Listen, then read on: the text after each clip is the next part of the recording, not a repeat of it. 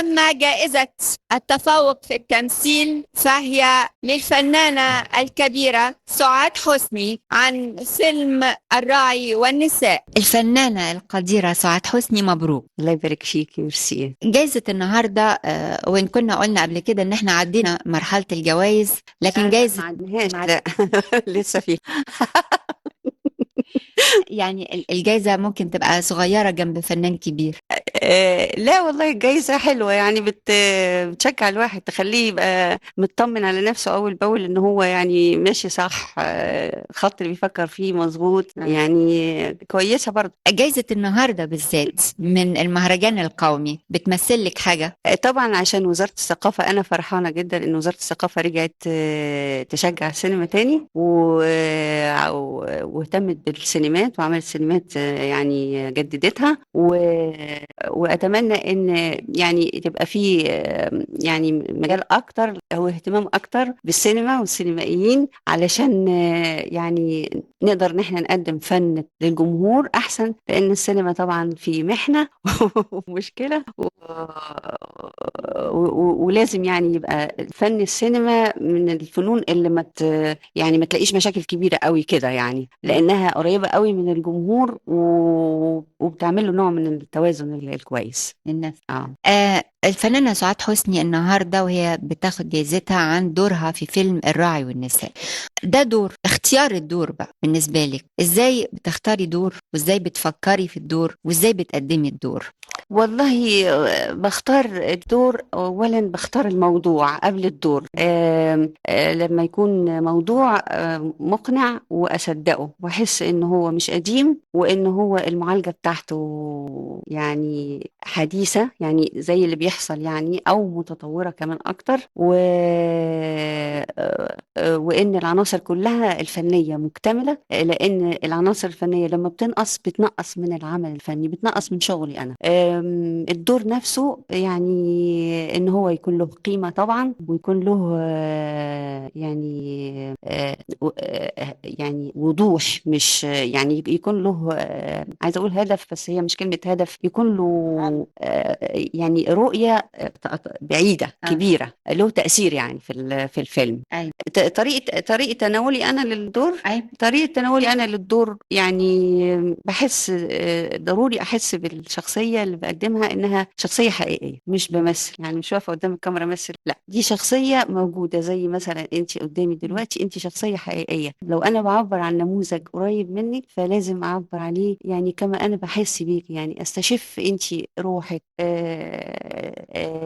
يعني طبعك، سلوك شكله ايه، يعني لازم انقل مشاعرك الداخليه. اهم من المنظر، مشاعرك الداخليه الجوانيه دي، ليه الانسان ده هو عباره عن ايه، عشان اقدر اوصله للمتلقي يحس بالشخصيه دي، يخش جواها، يقوم يعني ينفعل معاها، او مسألة يصدق بقى اللي بيعمله، يعني يتأثر باللي بيتعمل ده، يعني يتأثر بيه، يقوم إذا كان في نقد أو في ما هي الدور ده في نقد مثلا، أنا في تمرد على حاجات، فالحاجات دي تتنقل للي بيتفرج عشان تبقى مؤثرة فيه. يعني دور مثلا زي دورك في الراعي والنساء، ها؟ يعني أنا عاوز أعرف اتعاملتي مع ازاي، أعيش معاكي فترة ما قبل التصوير وبعدين أثناء التصوير، الحاجات الداخلية بتاعتك، مش الدور اللي احنا شايفينه على الشاشة ولا الانترفيو بتاعنا دلوقتي، لحظة ما بتصوري واللحظات اللي قبل ما تصور. اللحظات اللي قبل ما بصور واللي بصور بتكون نتيجة لتفكير سابق، تفكير يعني قديم في الدور، في مقوماته كلها، في مشاعره الداخلية، في أهداف الدور، عايز يوصل لإيه، الإحساس العام بتاع الفيلم ككل وارتباطه ببقية الشخصيات، يعني بيبقى فيه فكرة كاملة أنا يعني بكونها عن الدور كأني بكون فكرة عن إنسان بقرب له قوي قوي قوي، واخش جوه قلبه وروحه وعواطفه واعرفه كويس قوي، او اقدر اكلم اقول لك لا ده فلان ده كذا كذا كذا كذا كأني مم. عارفاه. مم. فكل ده بيبقى بقى في العقل الباطن موجود وخلاص، وماليش دعوه بيه بقى. ساعه ما اجي بقى اعمل يعني قبل ما طب من غير ما اقاطعك، اه المناقشه دي او الافكار دي اللي بتبقى مع نفسك بس، ولا مثلا ممكن تبقى مع المخرج، مع حد تاني انت قريب منك؟ لا، في جزء مع نفسي 100%، وفي أجزاء قبل ما تبقى مع نفسي في الأول بتبقى في بقى المناقشة حوالين الموضوع كله، والشكل الشخصية ديت يعني هتصاغ بأنهي شكل، وكمان والمخرج شايف إيه وعايز يكون تأثيرها شكله إيه، والمؤلف قصده إيه، وعلاقتها بالشخصيات التانية. كل دي حاجات الأول قبل ما أنا بقى أبتدي أفن بقى. يعني الإبداع الشخصي، يعني الإبداع بتاع المخرج قال بقية العناصر دي بتبقى موجودة في الأول، بتبقى موجودة في الأول. ساعة في حاجة خاصة بيا أنا بحس بيها بالدور ده كأنه بتاعي. لما بتفني بقى ده بياخد فتره قد ايه بيبقى؟ بهزر يعني مش حكاية أفن ولا حاجة، حكاية يعني حكاية يعني أقدمه من وجهة نظري، أو أحط له ال الإحساس بتاع الإنساني، الإحساس بتاع البني آدم بقى صحيح. ده بتبقى حاجة بتاعتي، يعني شعوري أنا الخاص بضيفه وبحطه على الدور. اللحظات بقى اللي قبل يعني قبل التصوير على طول، هي بيبقى نوع من التجميع الحاجات دي كلها، ملاحظة طبعا المخرج، مدير التصوير، لأن الزاوية نفسها بتاعت التصوير لها تأثير. يعني أنا وشي ما يبقى كده غير مثلا ما يبقى كده، حتى ده له تأثير على على المشاهد، يعني له تأثير مع الجملة اللي بتقال.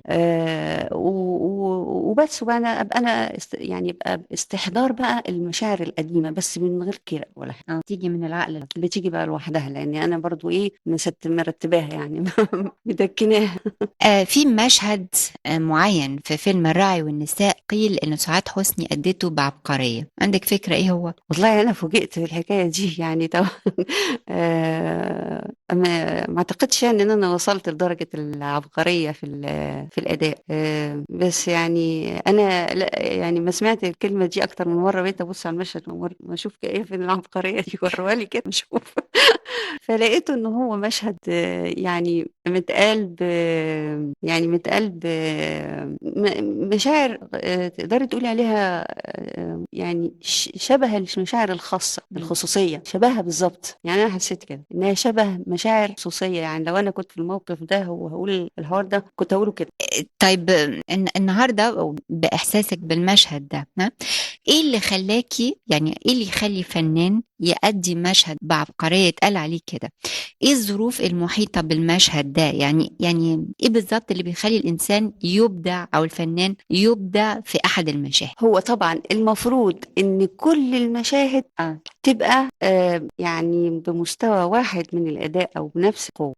لو هي كلها بنفس القوه كتابه، ده بدايه، وبعدين بنفس الاهتمام او بنفس المكونات الاخرى، يعني الاضاءه كانت مظبوطه، الوقت بتاع التصوير ما كانش فيه ارتباكات في اي حاجه تانية، تنازلات بتحصل، الظروف بتاعت يعني بتاعت التصوير بتتعرض لحاجات كتير جدا رهيبة ومشاكل كتير وصعوبات كتير وخالص، كل الحاجات دي بتأثر. إنما لو احنا بقى زي زمان ما كنا بنشتغل في مش مسألة تدقيق، لا يعني تدقيق وإتقان، لا، في وقت. دلوقتي ما فيش وقت لأنك انت تعملي الحاجة مظبوطة، يعني خلاص في كده نوع من الافتراض عليك انك لازم تكلفتيها.